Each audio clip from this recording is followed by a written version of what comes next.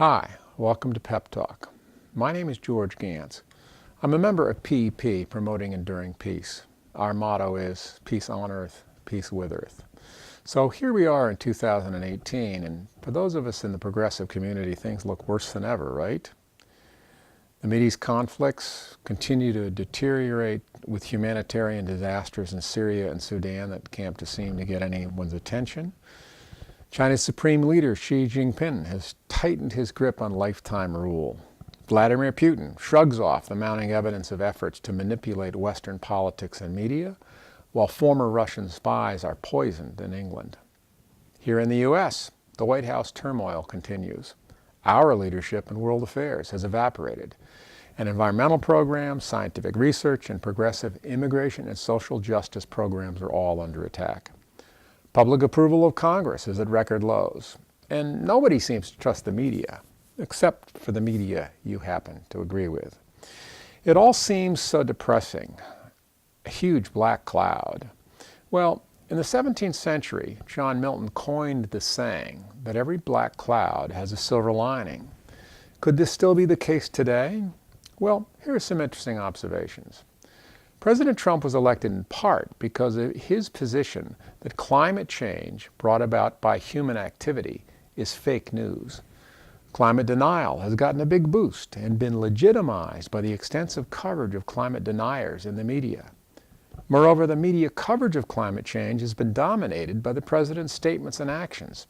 There's been very little about the science and almost nothing on the connection between climate change and the many extreme weather events we've experienced. So, here's the kicker. When it comes to climate change and many other issues, it seems that any publicity is good publicity. Public awareness and concern about climate change has been heightened by all the controversy. As Jeremy Deaton recently put it, the public has grown more concerned about the climate, and it has also become more trusting of the press and more supportive of immigration. Add to that the fact that environmental groups have had a record year in new member recruitment and financial donations. There is a big new infrastructure being built in the environmental movement, thanks to President Trump. Here's another interesting story. Donald Trump was elected president with the staunch support of the NRA. Remarkably, gun sales in the U.S. immediately plummeted, since gun owners no longer feared new gun control measures. Early this year, Remington, America's oldest and perhaps best-known gun company, filed for bankruptcy. But the gun story is complicated. We had to face terrible news about guns in the past year. It was the worst year on record for mass shootings in the U.S. 26 dead in a church in Texas, 58 dead and more than 500 injured at a Las Vegas concert. And in February, 14 students and 3 teachers murdered at a high school in Parkland, Florida. These tragedies often stimulate gun sales as well as public outrage. But this time, the courage and passion of the survivors in Parkland have fired up a national debate under the banner "At Never Again" that may lead to the most significant improvements in gun laws in more than a generation. There are now more members of Everytown USA for gun safety than there are members of the NRA. President Trump's election last year also seemed to be a bad omen for women's rights. He's the subject of a number of accusations about possible sexual misconduct, and he once defended his own disrespectful remarks about women as locker room talk. So it was rather remarkable to see more than 5 million women in support of men assemble in protest one day after the inauguration, the largest protest in U.S. history.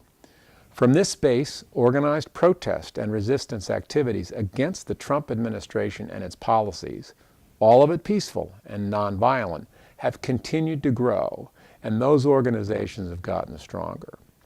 Consider this. In the 2 years before the 2016 election, 920 women contacted Emily's List for help running for political office. Since the election, the number surged to 30,000. As Stephanie Shriak, president of Emily's List, said in an NPR interview, "We've never seen anything like this." Something bigger may also have taken place. Do you think the empowerment of women in the early 2017 protests may have helped build cultural support for women to call out disrespect and abuse. In October, we saw the beginning of a cascade of accusations and revelations of male sexual abuse triggered by reports of sexual assault and intimidation by Harvey Weinstein. From this watershed moment, an international movement began. Millions of women responded at Me Too to the Weinstein scandal, exposing decades of sexual abuse and coercion. Many men have fallen from positions of power and privilege as a result. Our culture has, I hope, been changed for the better. There are many other examples of good things that follow in response to terrible events. This can be true at the personal level, the community level, and at the global level. But one thing we have to remember, we see the black cloud before the silver lining.